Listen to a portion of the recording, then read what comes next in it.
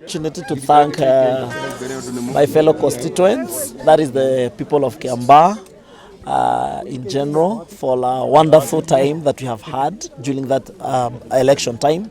We have not had any cases of violence, any cases of voter bribery. The election was very peaceful, and that's how Kiambaa people are. And we want to take this opportunity to thank them, because for that period they gave me of about one year. I told them to give me an opportunity to serve them for another five years, and they have really honored us, and they have given us a lot of votes and support during our campaigning period. And I want to take this opportunity to appreciate them wherever they are, and even to thank the Almighty God. We have been able to get 3 MCAs for UDA. We have been able to get an MCA for Tujibebe, and at the same time an MCA for Jubilee. So we are all inclusive within Kiambaa Constituency. It has been a wonderful time, and we are promising with my fellow readers from Kiambaa Constituency that now it's a period now to serve them by our competitors. We'll have a sit down together, and because we were all looking for the goodness and for leadership of Kiambaa Constituency. Some of them have called me to congratulate me, and it's a wonderful moment that now we have time to serve the people of Kiambaa. I think many people and majority of our constituents, and even in the member of Kiambu County, they promised William Ruto 10 years, and they have kept the promise. If you look at how they voted, they were genuinely concerned, with the promise that they promised William Ruto in 2013, that Uhuru will serve for 10 years, then William will serve for another 10 years. In the whole of Kiambu County, we have been able to gather about 11 seats. We have just lost 1 seat. And it was a very good numbers. If you look at the numbers, even the numbers of the MCAs you have been able to get within Kiambu County, it's a good number. So it is actually them honoring what they promised in 2013.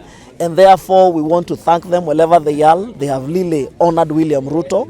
They have shown that they can keep their word. They promise, and they have delivered their promise to William Samoei Ruto. Actually, it is evidence when you look at the members of County Assembly who have been elected. They were able to elect individuals because of their performance, and also because of their participation in the public or in the community work. So we have a duty, that's what I'm saying, that we have to bring all the leaders together.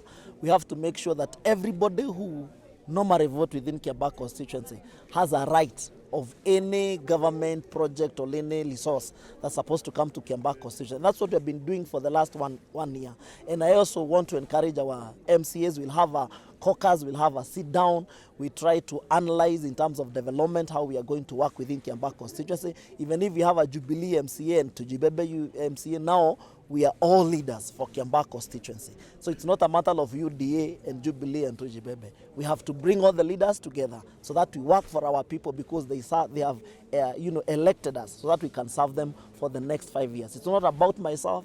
It has nothing to do with personal interest. It has everything to do with the community and the public interest. So we have a duty and a responsibility to bring people together. When you look at the Supreme Court judgment, it's talking about CDF 2013 Act. Currently, what we are using is NGCDF 2015 Act. So it's already overtaken by event, because that was 2013. That's what they are saying, it was unconstitutional. And when the parliament realized that the CDF was unconstitutional, they enacted another act in 2015, which we are using currently. So we are not using CDF, we are using NGCDF.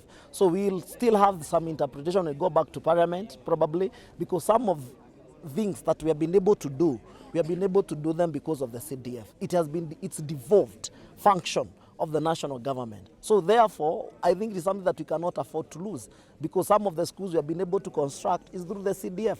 Some of the police stations we have been able to construct is through the CDF. So therefore, we believe that we will still go to parliament, and we know definitely the CDF will continue, because we are not using the Act of 2013.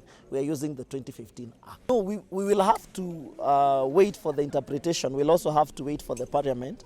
We will have the majority, because yes, we have the majority in the National Assembly. So therefore, we'll also have an opportunity to elect a speaker from the majority party. And then we'll establish the House as the rules and the guidance of the House. But after that, we will have now to look into, is it constitutional, is it unconstitutional? But we have been consulting even as we were continuing with our campaigns, because we have a caucus of members of parliament, and I think we have nothing to worry about, because the act that is in place, it's a 2015 act. So I think it's a win for us. So if there is anything that we also need to amend the law, we still do it, so that at least we can make sure that the services, we are able to bring the services closer to the people, because the county is also okay, but still we want to devolve further to the constituency and even to the ward level, so that at least we can bring the services closer to the people who have elected us for them. I mean, we'll have a lot to do actually, because the expectations are very high. When it comes to the people of Kiambaa, and even in the nationally, even as a UDA party, we have a lot of expectations from our people. We intend to do our best for that 5 years. We intend to improve our school facilities. We intend to introduce feeding programs in our public primary schools. We intend to, uplift the standard of our public primary schools in terms of security, in terms of road networks. We are going to do all that, because we have been trying to do for the last 1 year. So we are just picking from where we left, so that at least we can continue we do a program and a strategy and a plan for the next 5 years. Wa hapa eneo ya Kiambaa. Kwa hivyo wakaaji wote wa Kiambaa, wote mnaalikwa na mheshimiwa wetu ili waende kutoa hotuba yake.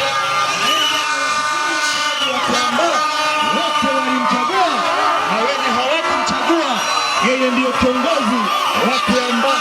Yeye ndio tunasema